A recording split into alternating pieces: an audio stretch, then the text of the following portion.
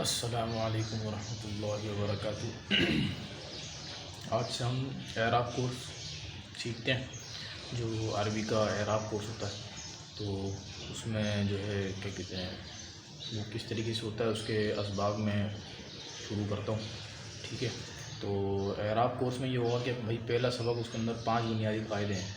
5 بنیادی قاعدے کیا ہیں؟ پہلا قاعدہ یہ ہے کہ اسم کا آخر یا تو قابل تبدیل ہوتا ہے یا ناقابل تبدیل ہوتا ہے، ٹھیک ہے۔ اسم کا آخر یا تو قابل تبدیل ہوتا ہے یا ناقابل تبدیل ہوتا ہے۔ قابل تبدیل جیسے کتابن، یہ تبدیل ہو کر کبھی کتابن بھی ہو جاتا ہے، کبھی کتابن ہو جاتا ہے، ٹھیک ہے۔ یہ قابل تبدیل کی مثال ہو گئی۔ اور ناقابل تبدیل جیسے کہ ہوا، ہادا، الذی، افن، رویدا، ادا، کذا، احد عشرہ وغیرہ جیسے۔ دوسرا قاعدہ، وہ الفاظ جن میں بات مکمل ہو، ان کو جملہ کہتے ہیں، جیسے اللہ غفور۔ تیسرا قاعدہ کیا ہوگا؟ قابل تبدیل کے 3 درجے ہیں: اعلیٰ، اوسط، ادنیٰ۔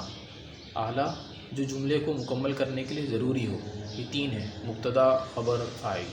یہ مرفوع ہوتا ہے، جیسے اللہ غفور۔ اوسط جو ضروری نہ ہو اور کسی حرف یا اسم کے ماتحت بھی نہ ہو، یہ منصوب ہوتا ہے، جیسے کہ اہدنا الصراط المستقیم۔ ادنیٰ جو ضروری نہ ہو بلکہ کسی حرف یا اسم کے ماتحت ہو، یہ مجرور ہوتا ہے، جیسے بسم اللہ، بسم اللہ ہی۔ مجرور کو تفصیل سے ہم انشاءاللہ اگلے سبق میں پڑھیں گے۔ تو چوتھا قاعدہ کیا ہے کہ وہ اسم جس کے بارے میں کوئی بات بتائی جائے اسے مبتدا کہتے ہیں، اور اس بات کو خبر کہتے ہیں۔ وہ جو بات بتائی جا رہی ہے اس بات کو خبر کہتے ہیں، جیسے اللہ غفور میں لفظ اللہ مبتدا ہے اور غفور اس کی خبر ہے۔ 5واں قاعدہ، جس کے بارے میں فعل کے ذریعے خبر دی جائے اسے فاعل کہتے ہیں، جیسے غفر اللہ، اللہ نے معاف کر دیا۔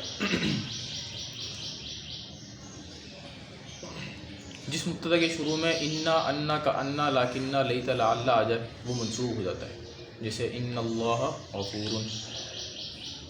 اچھا، یہ بات بھی یاد رکھو کہ جس مبتدا کے شروع میں فعل ناقص یا ما یا لا آ جائے اس کی خبر منصوب ہو جاتی ہے۔ 17 الفاظ ایسے ہیں جو فعل ناقص کہلاتے ہیں، جس میں سے کانا اور لیسا سب سے زیادہ مستعمل ہے، جیسے کان اللہ غفوراً اور لیسا مصروفاً، اس طرح ہے، ٹھیک ہے۔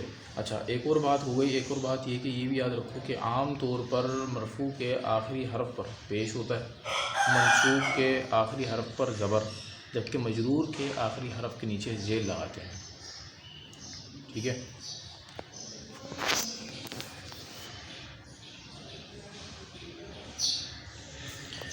آج کی ویڈیو یہیں تک تھی، انشاءاللہ نیکسٹ پھر انشاءاللہ اور ویڈیو اس کے اوپر آئیں گی، اور اس کے اندر اسباق بھی ہوں گے، اور جو ہے کیا کہتے ہیں اور اس طریقے سے سیکھنے کو موقع ملے گا۔ تب تک کے لیے اللہ حافظ، اپنا خیال رکھیں، جزاک اللہ خیر۔